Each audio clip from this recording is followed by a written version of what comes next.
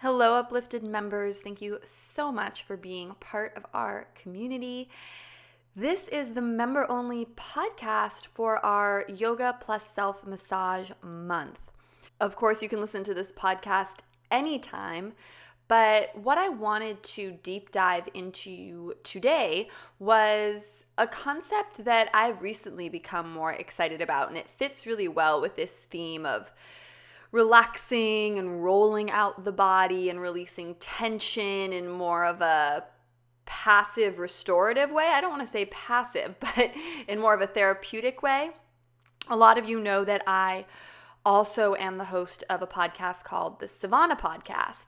And this happened a couple months ago, and it's been, or a long time ago, depending on when you're listening to this, but it's been great because I've got to speak to experts in every discipline, people who are crazy famous and some who are not crazy famous. And one of the ones who really blew my mind was actually one of the not crazy famous people that I interviewed.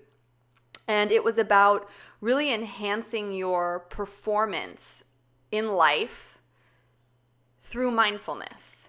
Now, I really kind of jived with a lot of what he was talking about because it reminded me a lot of what we're passionate about in this community, which is like taking your yoga off the mat into your daily life and using it not just to relax, but to become successful and to get what you want in this lifetime, to achieve your goals. And what he was saying is that mindfulness can kind of help you do that same thing. And that this idea of just breathing and releasing tension from the body can actually help you achieve your goals, be more ambitious. And it was just a unique spin on, I think, the traditional mindfulness concept. Now, with these Savannah interviews, they're so long and I do so many of them, I can barely even keep up with recording them, let alone listening to all of them myself. So what I wanted to do in this member-only podcast was kind of give you the highlights of this most recent favorite interview that I did because I've been thinking about it. I interview a lot of people and I've been thinking about it nonstop since I did the interview, which made me think that you guys might really benefit from it too. And if you're listening to this when I'm releasing the member only podcast, this podcast probably that I did with him won't be public or come out for another 6 or 8 weeks. So it's also kind of like a sneak preview, but I'm also editing it down just so you get the crux of the best parts of our conversation with my commentary in between about how I think this is relevant for us and Uplifted, and particularly with exploring yoga and self-massage. The other reason I really wanted to share this was because I think a lot of the time, especially those of you that are yoga teachers or considering pursuing yoga teacher training, you might think that what you have to offer isn't unique or valid. Like only famous people who have books published have unique offerings that we should pay attention to. And what I really loved about this podcast guest is he's a friend of my husband's and he doesn't have books published. And, you know, he has a successful business that's, you know, a local-ish business, and he also does virtual coaching and stuff like that. But I got more out of talking to him than I got out of talking to Shiva Ray, for example, or, I mean, my conversation with her was great too, so I don't want to hate on anyone here, but, you know, sometimes I just think we have these expectations or we put these certain teachers on a pedestal or these certain authors on a pedestal, and the reality is we can actually learn so much from the people around us, and it should be really empowering to you especially if you're considering teaching, that again, you don't have to be this crazy famous person with 6 book deals and 8 DVDs out to really be able to share something in a way that can inspire people. I'm going to share with you now some snippets from this interview and interject with little notes that I want to share with you, Uplifted family specifically. I feel very blessed because I get to talk to so many mindfulness and meditation experts here on the show, but it's usually not around this concept of peak performance. So I'm excited for you to dive in and tell us more about that. So welcome. Well, thank you so much. It feels great to be here. So, I've heard you talk about how the core principle of mindfulness is something that you called progressive relaxation. And I know you have something called the reset. And I've never heard of either of these things. So, I'm hoping you can tell me and listeners more about these concepts. So progressive relaxation refers to how the more that you practice relaxing, the better that you get at relaxing and the deeper you can go. And the classic way to practice progressive relaxation is the body scan meditation, where you feel and relax consciously one body part at a time, generally from head to toe, and then toe back up to head. So, Uplifted, this is a concept that's so simple that it's stupid, but I really want to drive home. And I've been thinking about it ever since this discussion, which is this very simple concept that the more we practice relaxing, the better we get at it. And I'm not talking about practicing yoga, and I'm not talking about practicing meditation. I'm talking about the more we practice how to relax the body, the better we get at it, just like we get better at any other skill. And if you want to do the body scan that he's talking about here, I would suggest the Yoga Nidra class that we have inside Uplifted. I can try to link it up here. Again, if you just type Yoga Nidra in the search bar of VHX, the app, you will find it. Now, the reset takes the body scan a step further. The reset is the fundamental technique that every meditation technique is based off of. Okay. And the reset involves doing absolutely nothing but allowing your entire body to relax all at once. And usually every minute or two, you'll feel some tension begin to leave your body, which is a sign that blood flow and circulation is being restored to that area. And so the more tension that you release, the more present you become.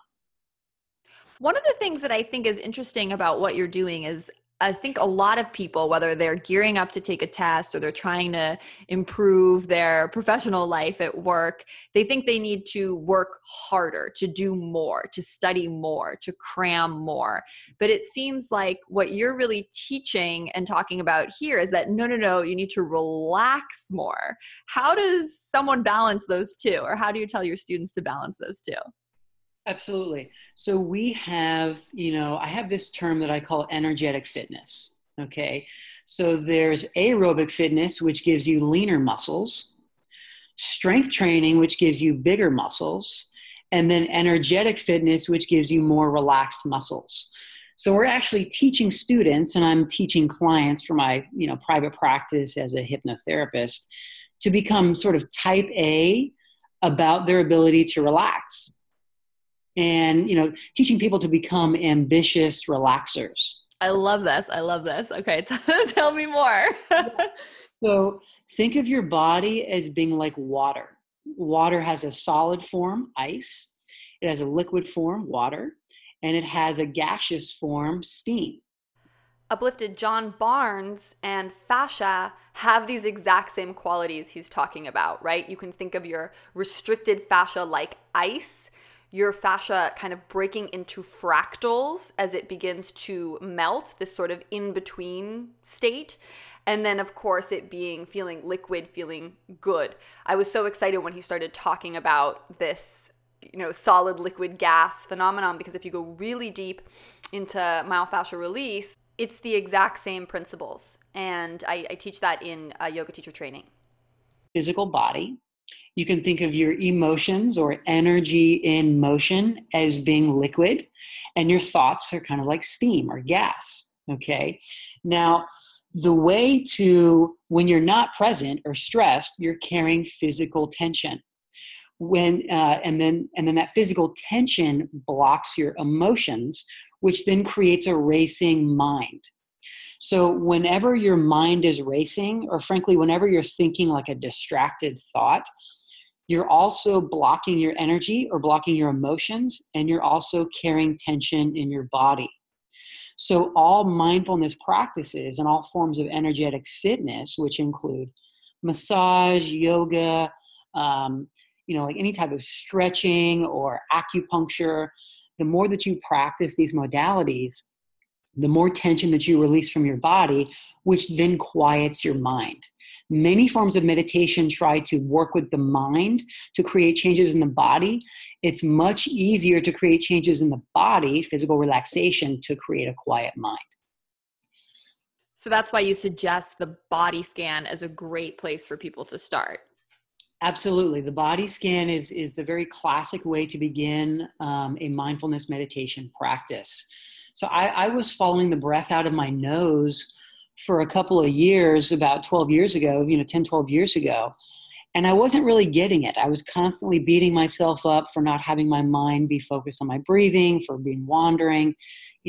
Even though they tell you that's part of the process, if you jump into mindfulness, meditation with the intention to follow your breath, you're probably going to get bored or beat yourself up.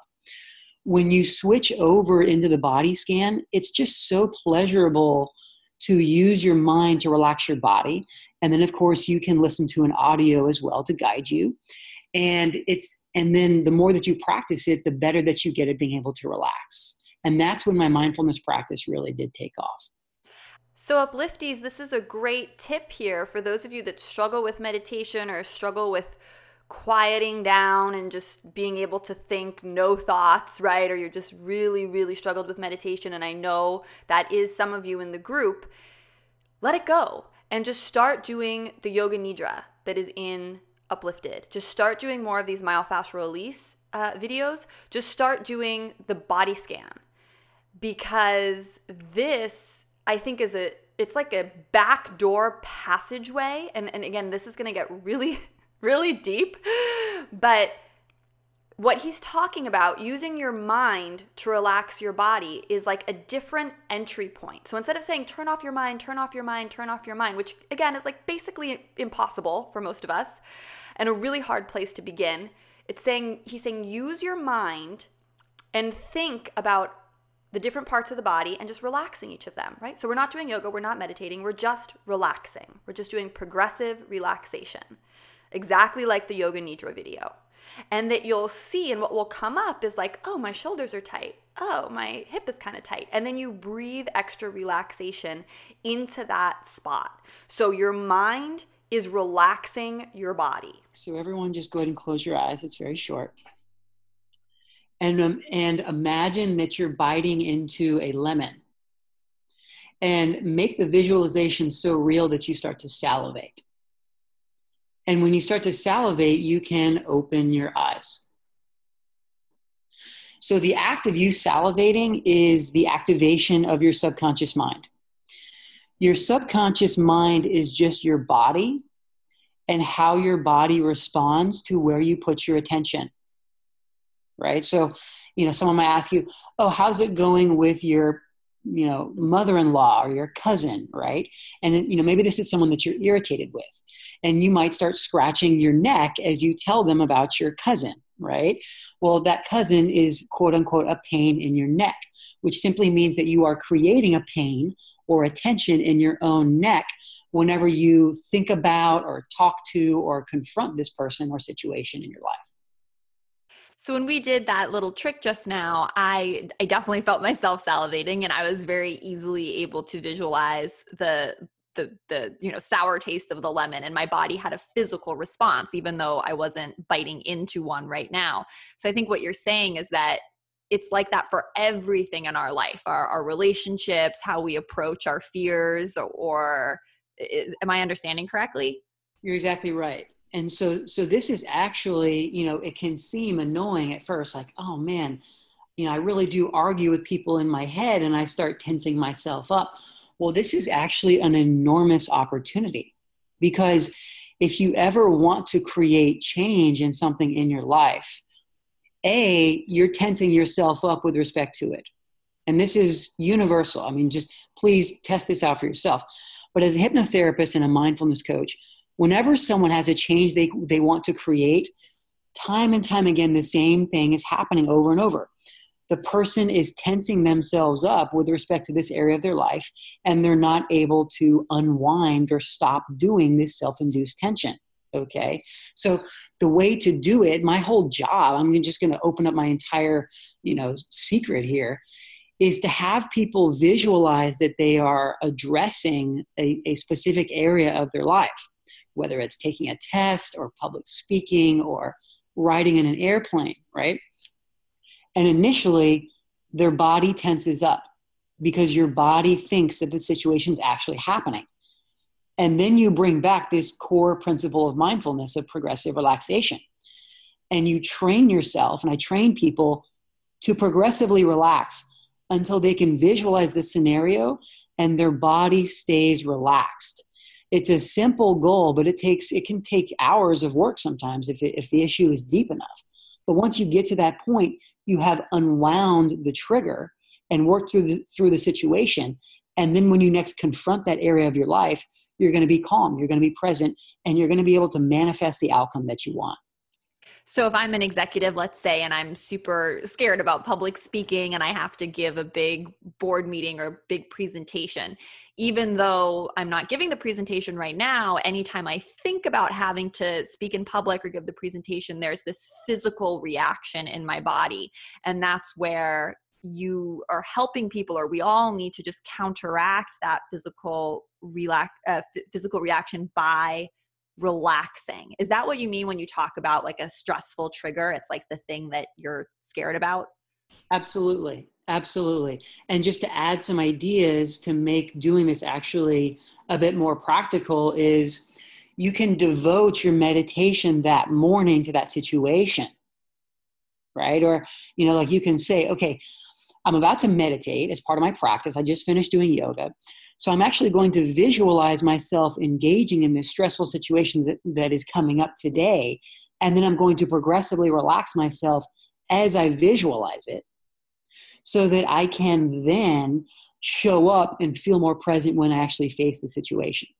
So Uplifted, what he's saying, which I think is really out there and pretty cool, and I wanted to share with all of you, is that again, instead of your meditation practice being a space to clear your mind, again, you can always do that. That's always available. But for those of us that struggle with that, who want more options, who maybe want to play with some of these other techniques, you can actually devote your meditation time to what you know is the most stressful thing you have coming up and just try to progressively relax through that.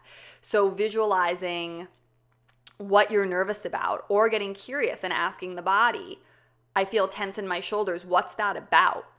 And it seems so simple, but I started having some really profound insights that were as simple as I've been dreading writing this email to my grandmother, letting her know that I'm not coming to her 90th birthday party.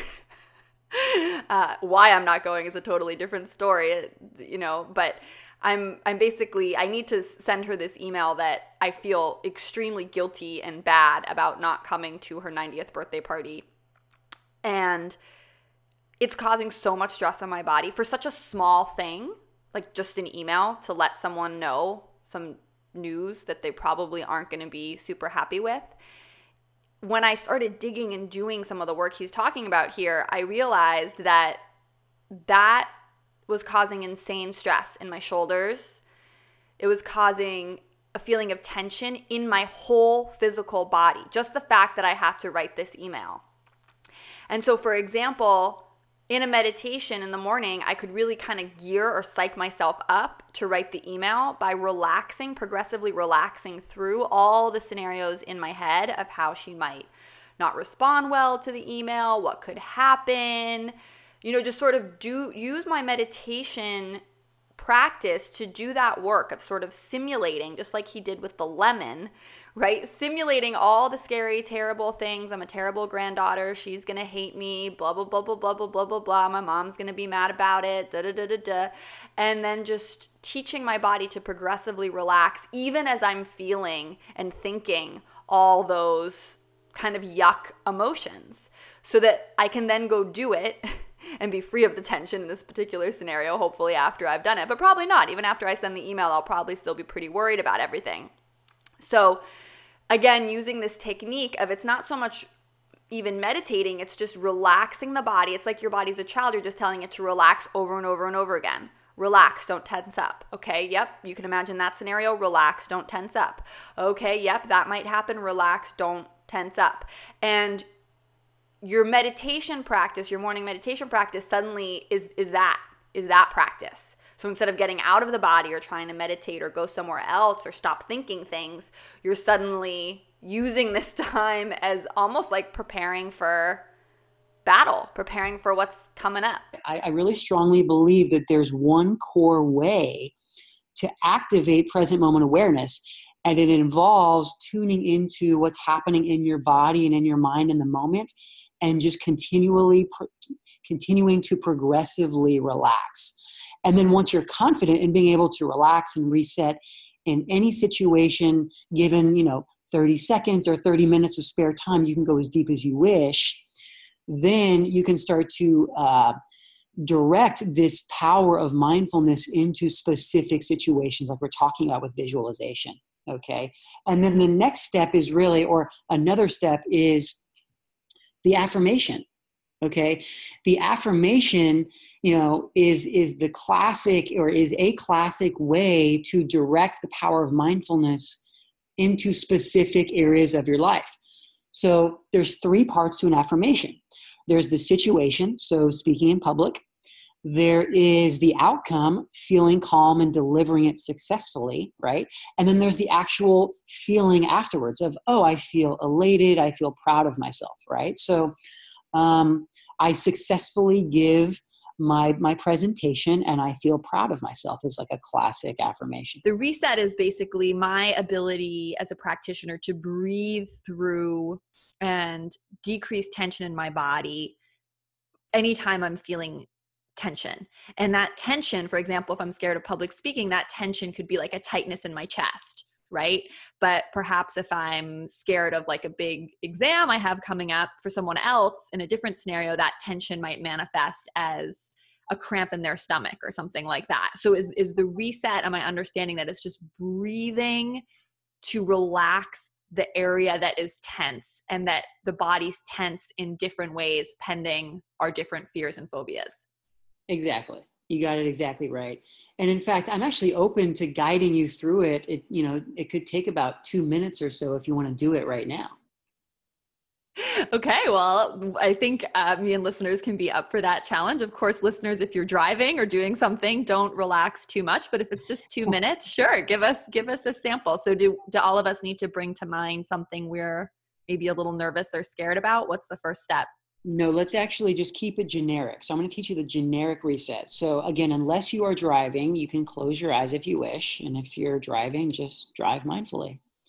And relax your face, relax your jaw, and just be more or less physically still.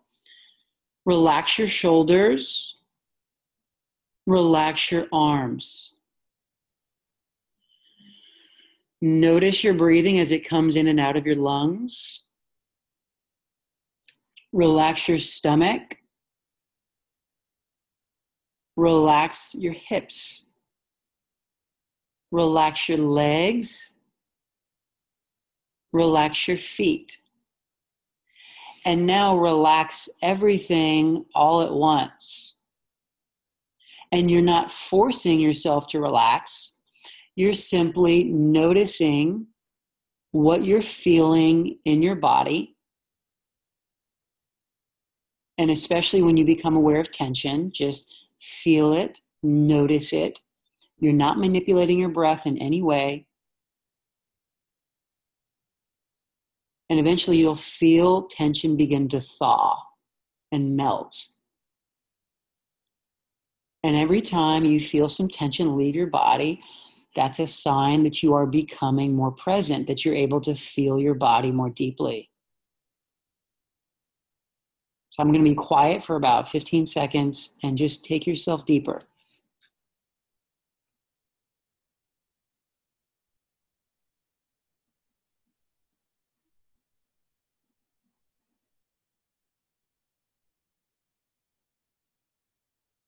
Okay, and that is the reset. That is the universal way to be present.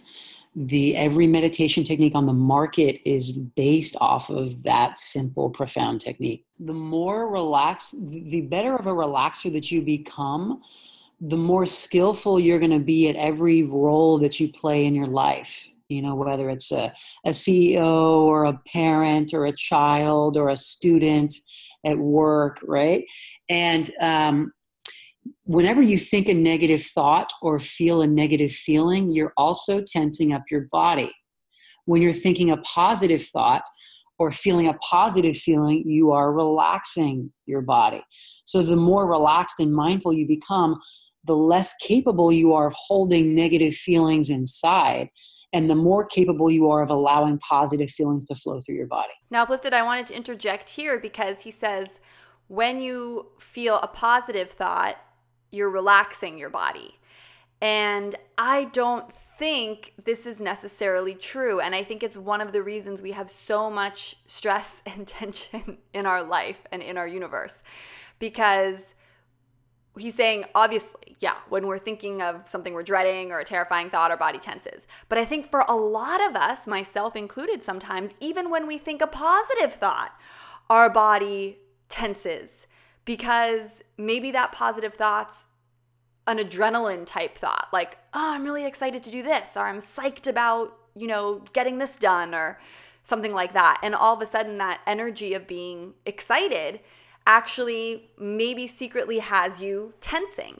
Or maybe you have a deep held belief pattern or samskara that, like, if something good happens, something equally bad will happen, which is something that I thought for years and still sometimes struggle with in weak moments. In which case, even when you think a positive thought, it doesn't necessarily correlate to the body relaxing.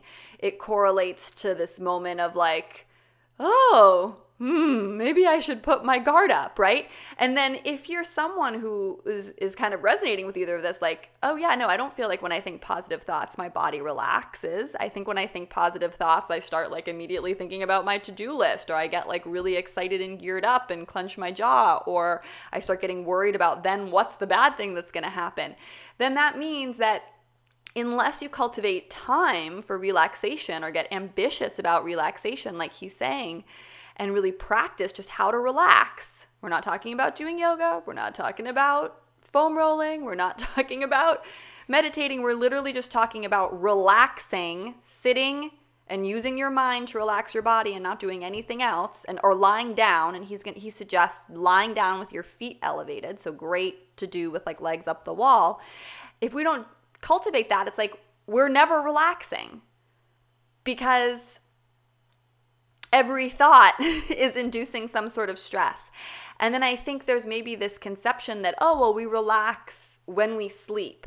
And he says something very interesting coming up about how, and this was the first I've ever heard someone say this, and it really, really resonated with me, that how sleep actually isn't that restful, and that we kind of feel yucky after we sleep, which is because our body's been kind of like cramped up, and it's sort of like the equivalent of sleep is like being on an airplane or bus. And he just mentions this in passing, but I realized like, yeah, sleeping, is great. We want to sleep, but it's not relaxation. And you feel kind of awful when you finish sleeping because your body was just sort of dead and curled up in some weird position for a really long time. And that's why it's so important to stretch out in the morning. Let me see if I can get to that part where he mentions that. The more deeply that you go with your mindfulness and reset practice, the more easily you will engage with, with a dialogue with your body, which is your subconscious mind. So, there's tension that you've been carrying for decades, right? So this is not a process that just happens overnight. The key is just to start now and to start practicing the exquisite art of progressive relaxation and mindful awareness now. And then that's going to make it easier and easier to get more and more skillful at creating precise, deep behavioral changes in your life. Stretch every day for the rest of your life. Practice progressive relaxation every day for the rest of your life. Use affirmations or prayer, whatever calls out to you the most. You want to be honing your skills at being able to relax and like make it a lifestyle. Okay. Personally, I think that enlightenment is a state that happens when you don't have any tension left to relax.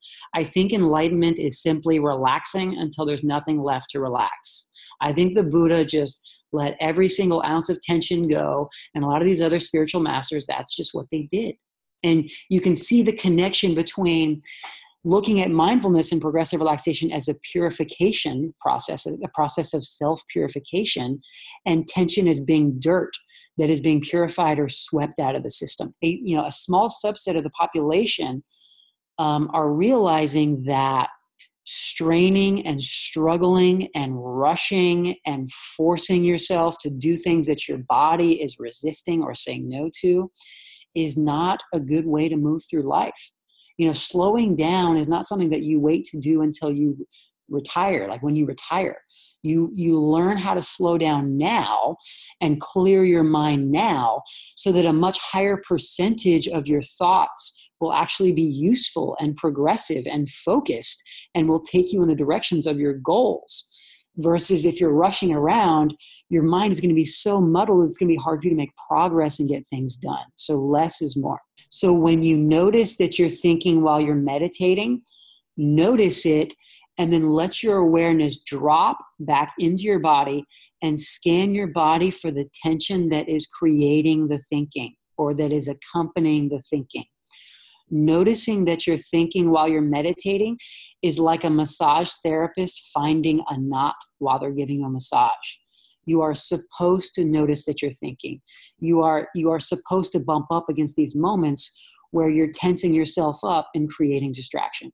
Uplifties, I'm editing out for you here the highlights, and I gave him a hard time about, okay, so we get so relaxed, and then how are we supposed to accomplish anything? Because I know when I get really relaxed, I just want to keep relaxing. I don't want to like jump to my desk and do work.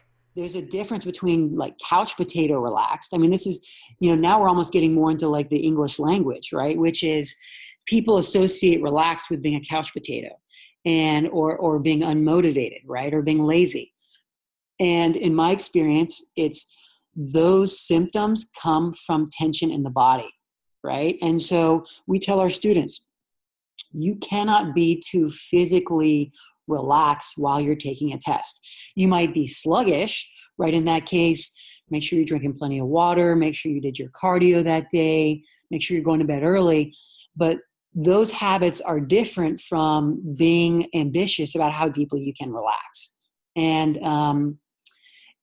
yeah, I mean, just relax as deeply as possible and then pop up out of it and then just get up and ready to go. And if in the event that practicing deep relaxation for a minute or 2 minutes right before working isn't right for you, then do it 15 minutes before or do it 20 minutes before.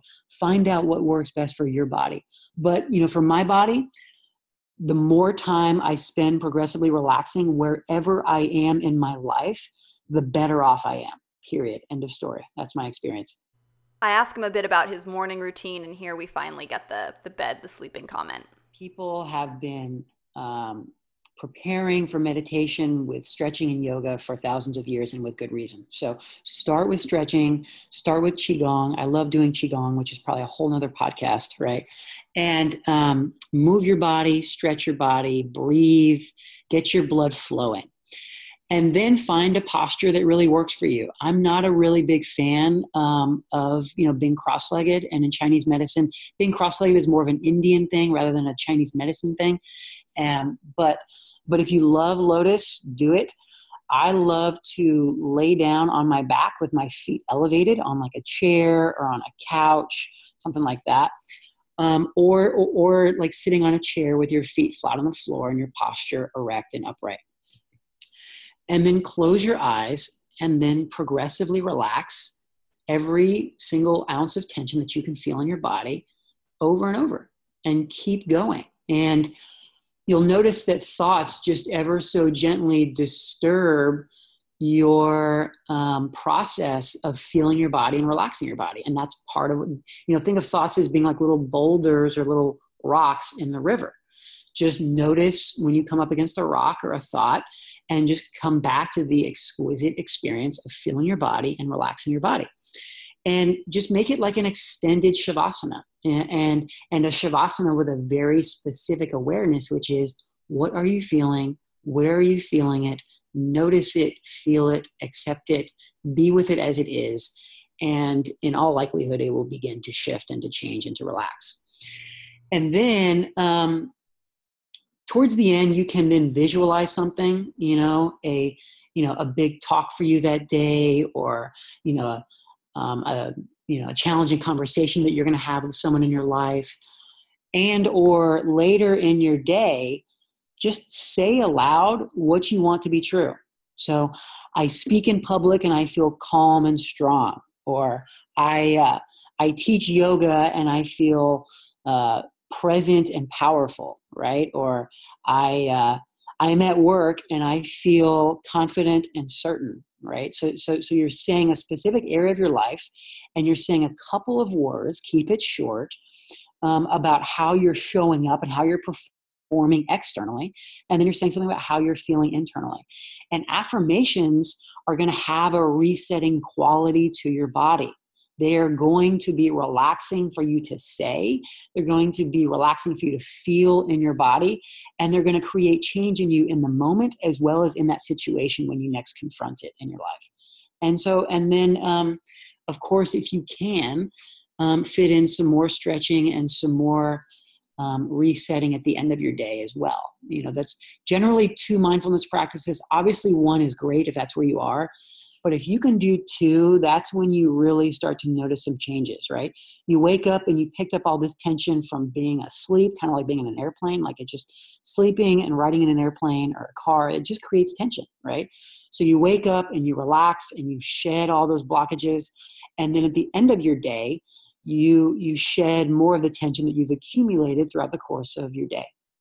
Uplifties, this was a big aha moment for me, because we accumulate tension as we sleep. And I think so often I know I am disappointed with myself when I wake up and it's like, I feel a little tense. I don't feel good. I just had this great long night's sleep. Why is that?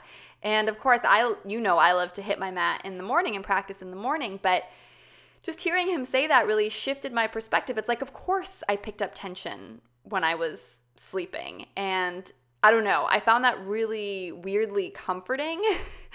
So I hope you pull some value from that too, and from this whole sort of re-edited Just the Best Clips podcast I've put together for you here. I feel like it's really relevant for this Yoga Plus Self-Massage Month, because we're talking a little bit more about taking care of ourselves and relaxing. And I think a lot of the progressive relaxation techniques he's talking about in the body scan techniques, you could totally do in these myofascial release techniques, like doing them while you have a ball under your shoulders or under your hips, or I think just the prop would actually really greatly facilitate you being able to breathe and let go into these areas, which is what I'm trying to cue you to do in the videos. It's breathing away tension, starting with your mind and going then into your body. And I love the way he put it and broke it down in this particular interview. And for those of you that got inspired about the affirmations, know the Uplifted Journal is coming. It's going to be out by Christmas. I'm saying it, so it's going to have to be true. We have a draft right now that we're about to send to the printer, and I can't even tell you how excited I am. I need this book to be printed most of all, because I really, really want to be working with it, because I know the way the planner pages are laid out is just so perfect, at least for me, and I hope for you guys too, just with the writing the affirmations and check marking off that you did your yoga and your journaling and your other stuff, and setting a vision for the next day. And we have tons of affirmations in the book that you can choose from if you need inspiration with knowing where to start, based on the chakras, based on the lunar phases, based on themes like cultivating intuition. It's going to be great. So know that that's coming. And I would love to hear from you about whether you liked this format of member-only podcast. As I'm interviewing more and more experts, it's almost like there's too much information, too many podcasts to listen to. As I said, I can't even listen to all my own Savannah podcasts. And obviously, certain guests are just a lot more amazing than others. Obviously, everyone's amazing, but I guess certain guests really resonate with me and sort of provoke my thought process a lot more than others, and it's often not the ones you'd think do or pick out. So I think it would be fun to maybe do another member-only podcast like this on the podcast guests that I've been most inspired or passionate about, sort of interweaving the big takeaways that I had that I want to share with you with just the highlights of their clips, because again, the Savannah podcasts are like 45 minutes or an hour, and I don't even like listening to podcast shows that are that long. So let me know if you like this format, if you want to see more of this, because it's definitely something I can put together. Thank you so much for being an Uplifted member. None of this is possible without your support. So thank you for believing in this community and making it a reality. I love you so much. From my heart to yours, namaste.